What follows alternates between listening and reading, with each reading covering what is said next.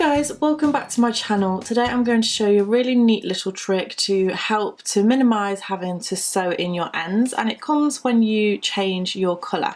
So what you want to do is attach your new colour, and I always do this by tying a knot, but you don't actually have to tie a knot if you don't want to. If you've got a different technique, then please feel free to do that.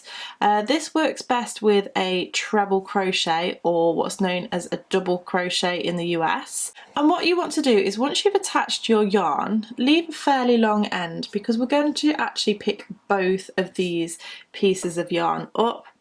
Put your hook through, grab the yarn and pull it through as you would do normally, and I'm going to start chaining 3 as we would do for a treble. So grabbing both pieces of yarn, pulling through 1, 2 and 3, and then what you have to do is just drop that piece of yarn, the loose end of yarn, and just continue with your trebles as you went along.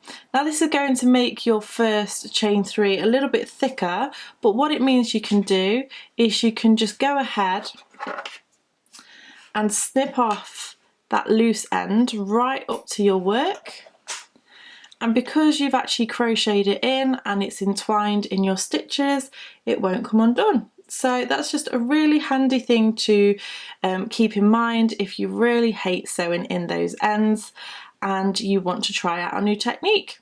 I really hope that helps. Thank you so much for watching, and I shall see you again next time. Bye!